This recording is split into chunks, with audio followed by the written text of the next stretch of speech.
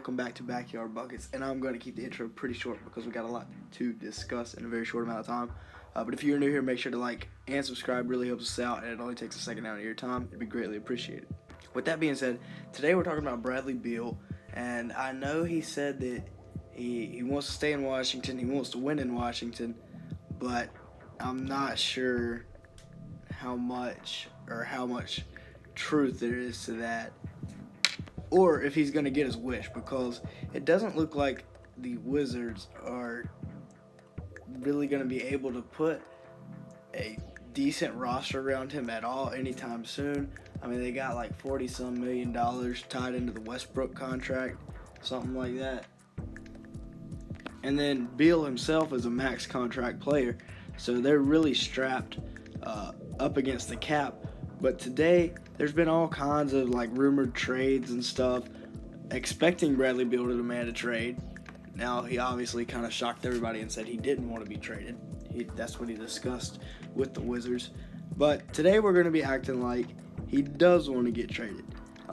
Because in the future, there's a very, very good chance that he demands a trade from the Wizards. As loyal of a player as he is, and that is such a dying breed, the Wizards might just trade him just to trade him because he's going nowhere. The team's going nowhere. They're like 3-12. And they might just want to hit the reset button and get some good assets and a couple good draft picks maybe. But today the hypothetical trade is Bradley Beal for Michael Porter Jr., Gary Harris, and a second-round pick. Obviously, we're talking about making a deal with the Nuggets here. And when you look at the trade, it's a win-win for both sides. I mean, the Nuggets are currently the 5 seed in the Western Conference. They got off to a bit of a slow start, kind of rebounding now, and getting up towards the top. Of course, the Western Conference is just a dogfight this year. I think right now they're 11-8. Let me double-check that. Yeah, so Siri confirmed they are 11-8. But this will be big-time trade for them, not only because they're adding somebody that's averaging basically 35 points, but because this is another guy that you would have to pay a lot of attention to defensively when it comes playoff time, when defenses are actually, or head coaches are actually creating defensive schemes. So real quick, we're going to look at this trade from Washington's perspective.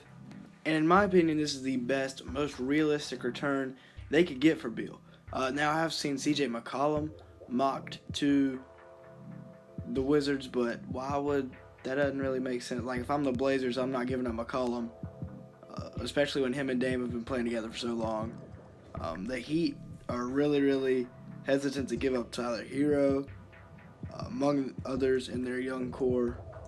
And the Nets were the other team needing a third star, and they've kind of got one. The Clippers and Lakers are rumored to be in on the trade talks, so it'll be interesting to see what those two guys can do, because other than the Jazz, I'm making another video on later, so if you watch this one, make sure to go check out the Jazz video.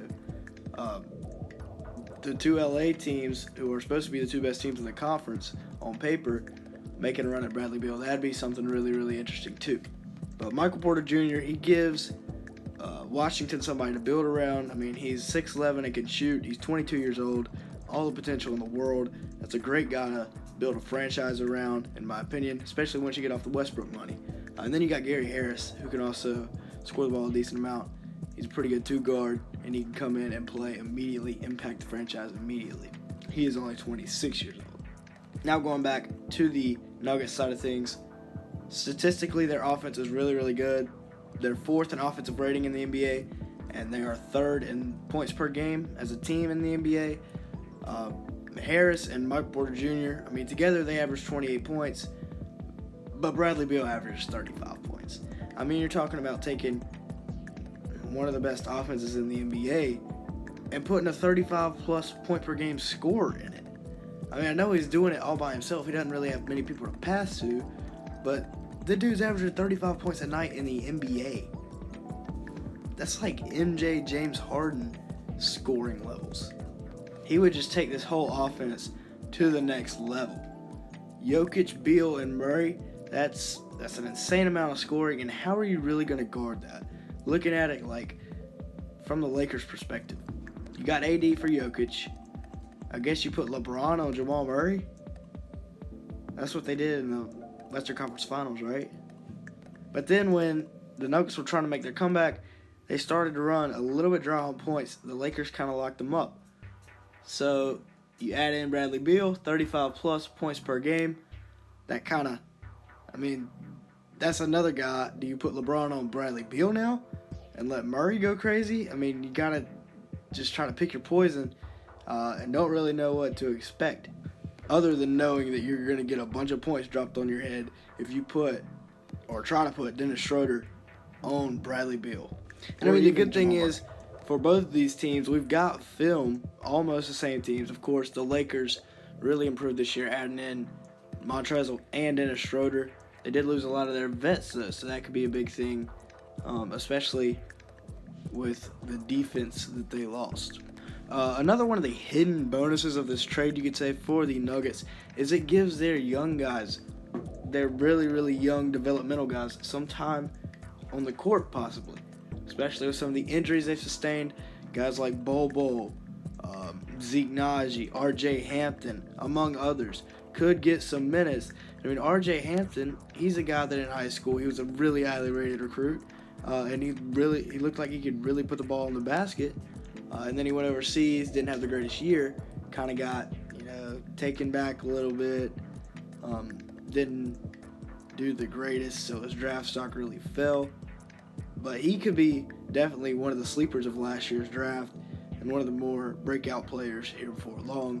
Obviously, you got Bol, the demigod, and then you've got Zeke Naji, who could be a sleeper out of Arizona. Now, you could say that the Clippers almost match up better than the Lakers in this hypothetical scenario. You got Paul George, who can guard Jamal Murray, and you can put Kawhi on Bradley Beal. But then I'm going to ask you, who's guarding Nikola Jokic? Serge? I almost said Sarge. Serge is guarding Jokic. That might could work, but it's an older Serge Ibaka. Not sure how well. We saw Jokic tear up Zubac. Zubac couldn't even stay on the court last year in the playoffs. But I think adding Bradley Beal makes this team a playoff nightmare because you got Jokic and then you got two elite guards that can really, really score the ball. So that's why I think that if the Nuggets make this trade, the whole NBA would be very scared, at least the Western Conference. With that being said, that is going to be it for today's video. Like I said at the beginning, if you enjoyed at any point, please hit the like and the subscribe button. It really, really helps the channel out. It only takes a second out of your time, and it's greatly appreciated. If you like March Madness, make sure to hit the subscribe button. We're doing the most March Madness content out of anybody when it comes around, when the brackets are selected. So if you need help with your bracket pool, subscribe, like the video, stay with us, and we'll help you out there. We got the ultimate guide to March Madness coming. Also, there should be a Utah Jazz video out by the time you're seeing this, so make sure to go check that one out too. That being said, thank you for watching.